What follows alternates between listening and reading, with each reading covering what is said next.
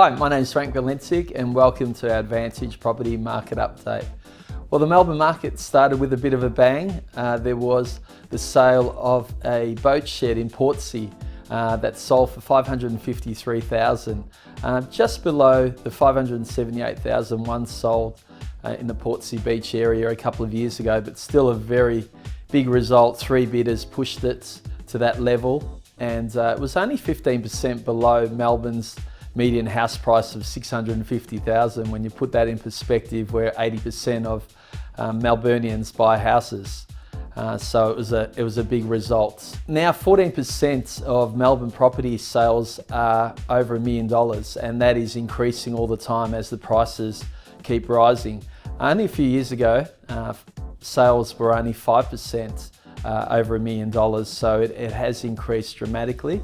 Melbourne prices are still more affordable than Sydney though, where the median price now is $825,000. Not all properties though are great investments and great purchases, and not all of the market is performing strongly. And we've seen that with a few of the apartments in Melbourne CBD and other capital city areas and surrounds, where there's an oversupply, and unfortunately the supply and demand equation is not positive there, and those properties aren't doing as well.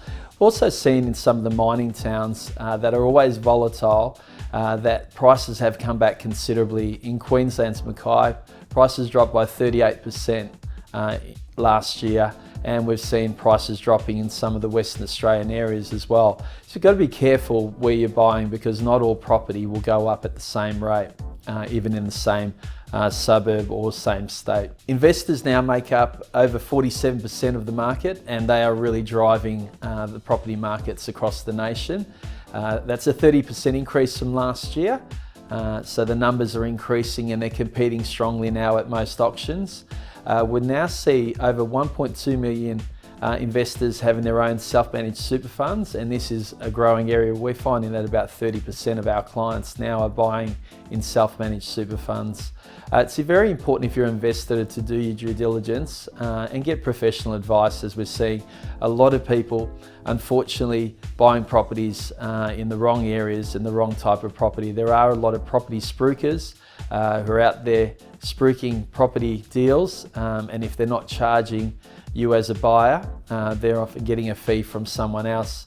I just saw a recent development in Blackburn where they were selling off the plan apartments and offering a 10-year rental guarantee. Now the price has to have been loaded up there for them to be offering that 10-year guarantee. So just be careful and get professional advice when you're spending hundreds of thousands of dollars, and make sure you get it right. I was pretty excited to be offered a place on the block as a regular judge, and so that was announced recently.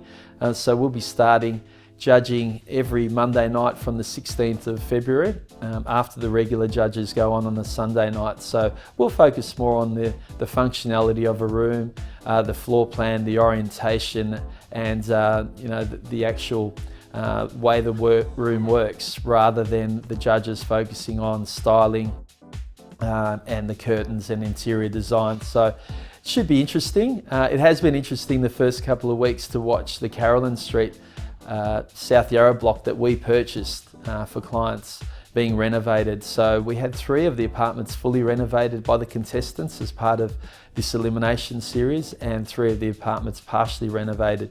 The apartment block then was also renovated by our team in our Owners Corporation area, headed by Melinda, and the block looks fantastic now. It's a brand new looking apartment block with great improvement from what you'd see on the TV there. It will be interesting to see whether the contestants follow the design trends that they're predicting for this year in 2015. A lot of the design trends include having butler pantries to create a bit more kitchen space for people when they're entertaining, and also underground storage rooms, gymnasiums and wine cellars, as well as suspended fireplaces. So it'll be interesting to see whether these trends carry over. My hotspot tip for this month is the suburb of Chelsea, and that will definitely benefit from the ripple effect of people who can't afford the inner suburbs closer into the CBD, such as Mentone, Sandringham and Black Rock, and just moving a bit further down the beach and the Nepean highways. So we just purchased a block of villa units there, some 1 and 2 bedroom units, short distance to the cafes and shops and train, and also the beach, from only $190,000. So we've got a couple of those opportunities left still on our website. And very important when you're buying to try and buy well under the area's median price, which is what we did here. 2 bedroom units were only $230,000 and they sell for $450,000 in the Chelsea area, and well below Melbourne's median unit price of $495,000. So it's very important so you buy well under the median price and hopefully have some upside and create some faster equity because you're buying below where most people buy in that area. Make sure if you haven't worked on your New Year's resolution that involves property, we're already 1 month down and you've got 11 months to achieve your New Year's resolution goals of either building a portfolio or buying your first investment property. So thanks for listening to our Advantage Market Update, and we'll see you next month.